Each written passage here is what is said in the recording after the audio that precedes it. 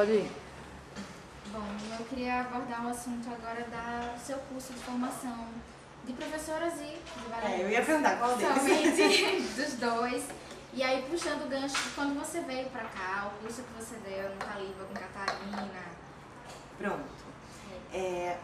O curso de formação de bailarinas, ele funciona assim.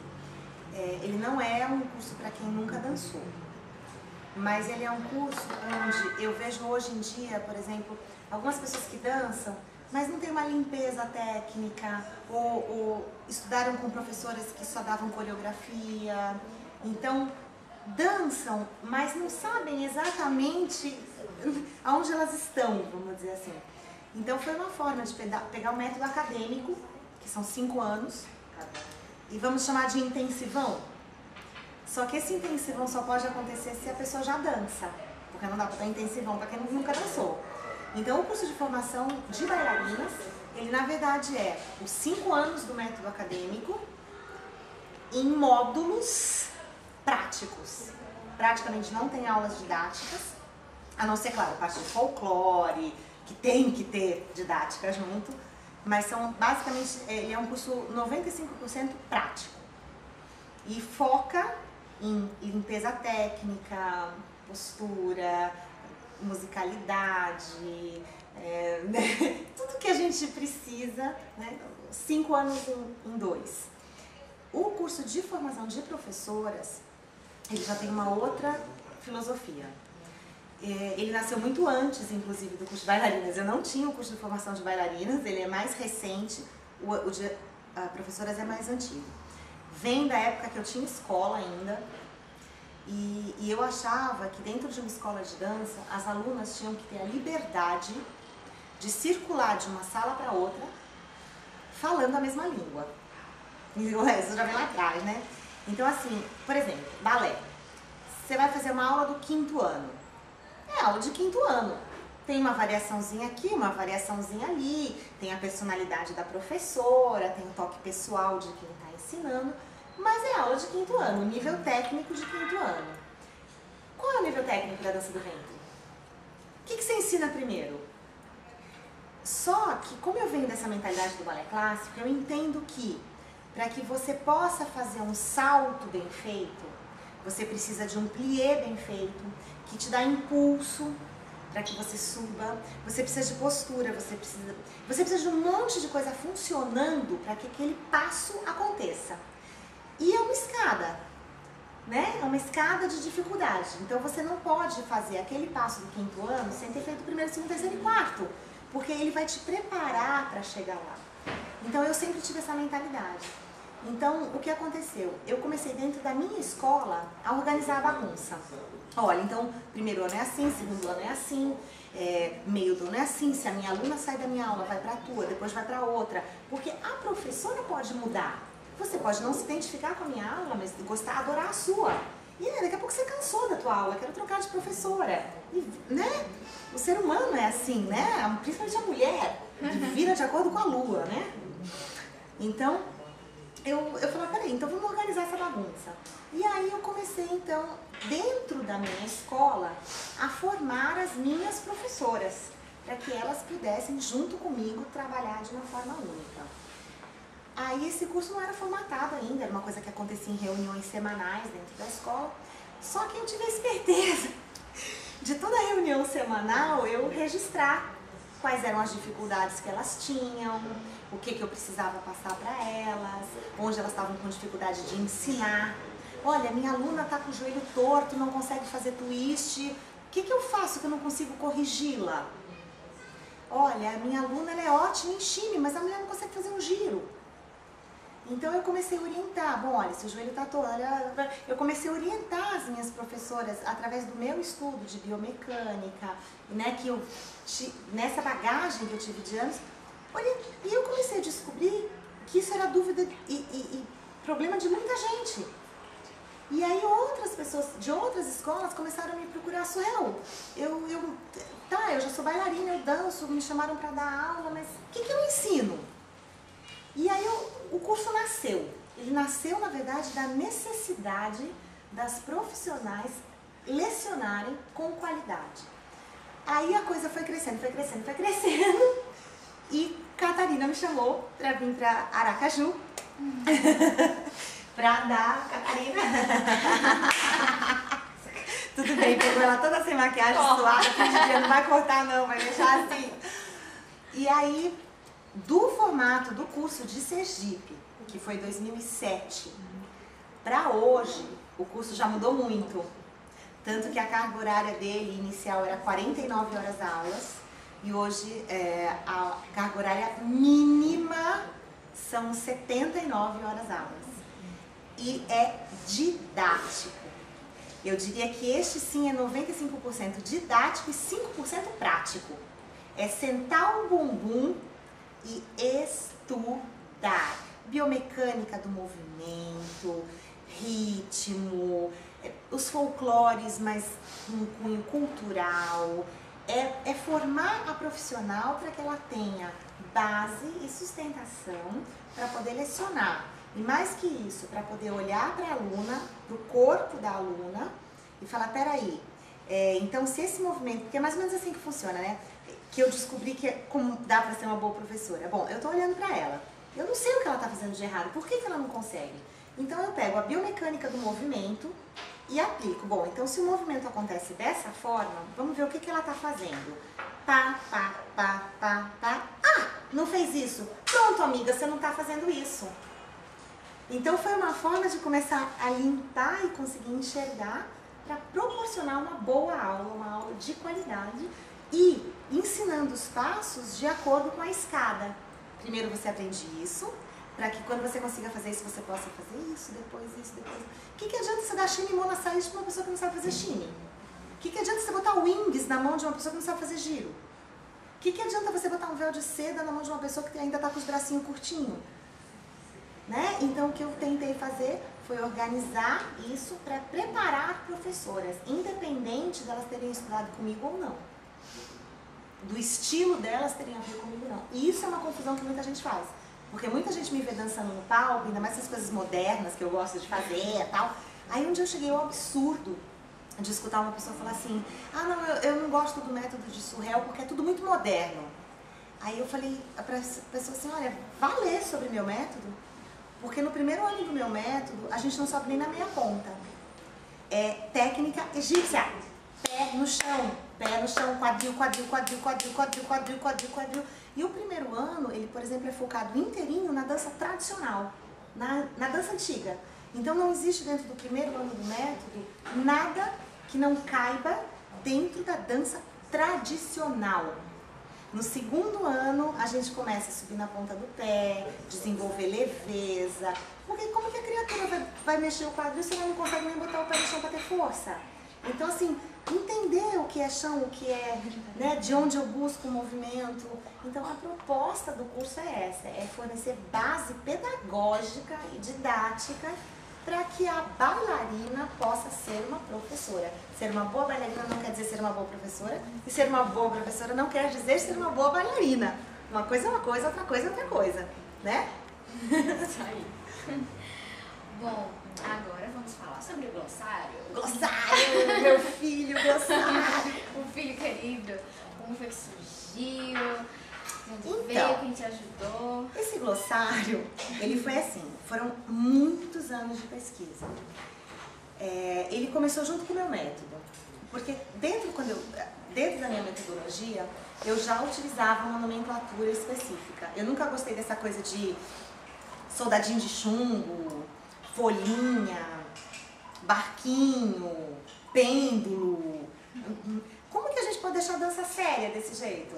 Aí a bailarina clássica vira pra você e fala, rebolei chão, chão, entendeu?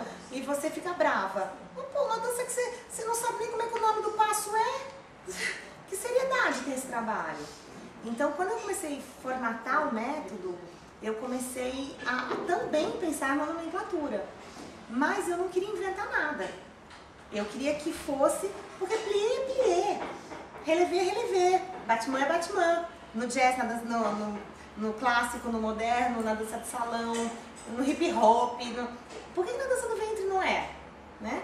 Então eu comecei a usar os nomes que eu tinha conhecimento, os nomes que eu via nos vídeos, meus primeiros vídeos. Os primeiros nomes eu peguei dos vídeos da Lulu. porque ela já usava shime duplo, batida lateral. Então, na verdade, e aí conforme eu ia circulando nesses anos, eu ia, como é que você chama isso aqui? Ah, eu chamo de tal. E eu lá no meu caderninho, né? E tudo eu ia coletando informação. Fui para fora do país. Como é que chama? Aí, poxa, já existe uma nomenclatura? Como assim? A nomenclatura já foi criada? Né? Sim, já foi criada. A escola da Salimpo já fez isso. A gente não tinha nem nascido ainda. As egípcias chamam twist de twist, mas twist é nomenclatura americana.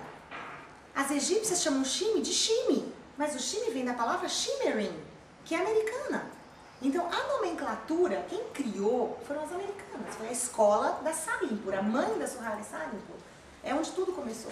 Então, eu comecei a buscar e comparar.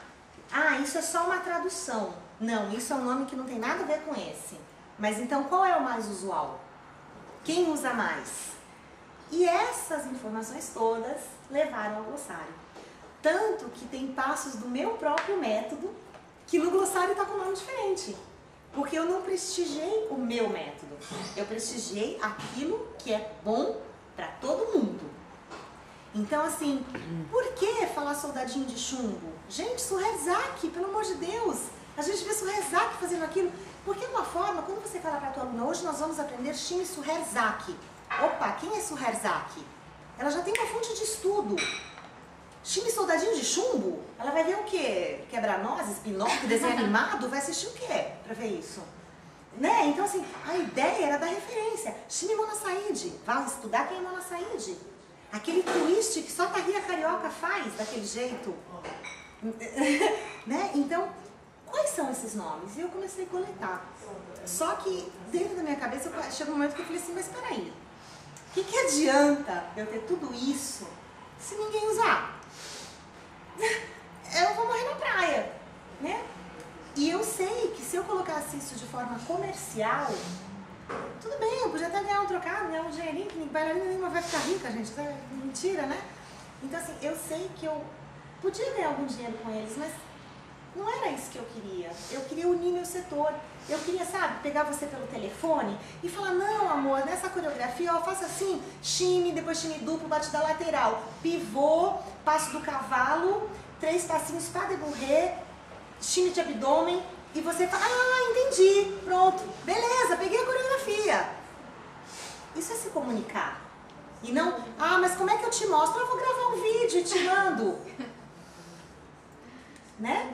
Então, aí veio a ideia, e aí um belo dia eu tava lá tweetando de noite sem dormir, e eu peguei alguma coisa do Twitter do Paulo Coelho, que ele dizia assim, que ele apoiava os e-books gratuitos, porque ele achava que era uma forma das pessoas terem acesso ao trabalho dele. E que isso não implicava em dizer que a qualidade do trabalho não era boa, porque o brasileiro tem essa mania de achar que o que é de graça é ruim. Tá dando de graça é porque é porcaria, né?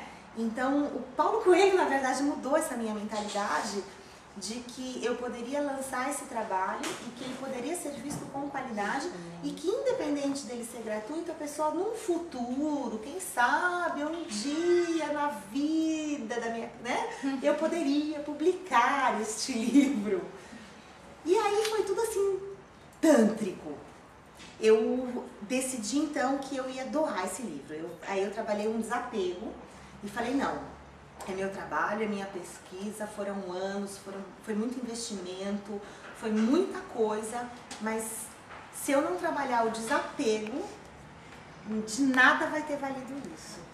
E aí desapeguei, lancei, gratuito, seja o que Deus quiser, namastê, tachidele, maktub, entendeu? E pra minha loucura, 3 segundos depois, a coisa aconteceu e hoje o glossário está impresso. Né? A Shime foi uma super apoiadora, a editora Caleidoscópio, que é a editora da revista Shime, foi super apoiadora, publicou o glossário, bancou mesmo, botou ele gratuito para as assinantes da revista, pelo menos, porque, lógico, a Shime também não pode distribuir livro, né, gente? Que é gratuito, baixa o e-book.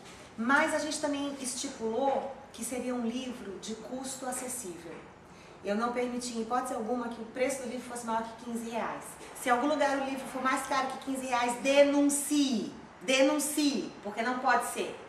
A gente vende na condição de não ser mais que R$15, para que seja um livro acessível. Porque não é assim, falar assim, ah, tá bom, quem vai pegar meu livro? Ninguém ganha dinheiro com ele, ninguém vai ficar rico vendendo glossário de dança do ventre, pelo amor de Deus, né? Mas assim, que a ganância que eu não tive não tomasse a pessoa que teria posse do meu trabalho, né? Então eu queria continuar no processo de doação. Tá bom, o livro custa tanto, tudo bem, tem editora, tem página, tem que imprimir, tem custos, mas vamos deixar a margem de lucro numa posição confortável para poder todo mundo ter acesso? Então a proposta foi essa. A Chine topou, publicou e virou realidade. E, sei lá, por Deus, está acontecendo de forma positiva. Muita gente tem falado para mim, olha, na minha escola eu comecei a mudar os nomes, eu tô dando aula com glossário em cima aí quando eu não lembro como é que chama, a gente pesquisa. E começou a virar uma coisa muito legal, tá tendo um feedback super positivo. Pessoas que inicialmente foram contra o projeto, chegaram a achar que eu estava inventando. Eu já não inventei nada, eu só recolhi, eu só fiz o trabalho. Eu inventei sim, eu inventei, tem um passo que eu inventei, esse fui eu que dei nome, eu confesso. Chine Sherazade, esse fui eu que dei. Porque assim, tem uma série de tem tanta bailarina com chine, e tem um chinezinho que a Sherazade faz, que quase que só ela faz, assim, sabe, que eu aprendi com ela. E quase ninguém tá meio que em desuso. 2 passos da Sherazade que ela usava muito que caíram em desuso. As pessoas nem conhecem mais, o 8 de fogo. O 8 de fogo ninguém sabe o que é. Eu tenho dado workshop, eu procuro dar 8 de fogo para todo mundo, que é para tentar resgatar esse passo, sabe? Porque do jeito que a dança tá virando essa modernice toda, tudo bem, gente, eu sou super... Pode mostrar aí. Não, porque eu tô sem chá e tal. E depois não vai comprar o glossário, o DVD, pronto. Próximo projeto, glossário e DVD. Aliás, mais 2 projetos do glossário, né, que estão saindo. E aí eu quis homenagear a Sherazade, que é quem trouxe a dança para o nosso país. Então esse eu inventei, esse fui eu que criei. Chine Sherazade, eu dei o nome dela, foi invenção minha. O 8 de fogo, o nome não é meu, ela chamava de 8 de fogo esse passo, tá no glossário. Foi o único passo que realmente eu inventei o nome. Falar, não, eu batizei. O resto é fruto de pesquisa, não fui eu que inventei nada. E as bailarinas parece que estão entendendo isso. Num princípio acharam assim que eu tava com o meu ego, né, tava grandatuito para que todo mundo pegasse e queria que eu fosse a pessoa que inventou o nome. Essa babaquice toda, né? E eu achei muito legal quando a Aisha Almeida pegou meu glossário e falou, Surreal, legal, porque eu tô vendo aqui um projeto de união. Você não tá querendo impor uma nomenclatura, você tá querendo que a gente se comunique. Isso é outra coisa, eu apoio. E aí algumas bailarinas começaram a apoiar. E isso é tudo, né? É tudo pra gente poder virar essa página e quem sabe daqui a alguns anos a gente ter um outro patamar, um outro nível de dança.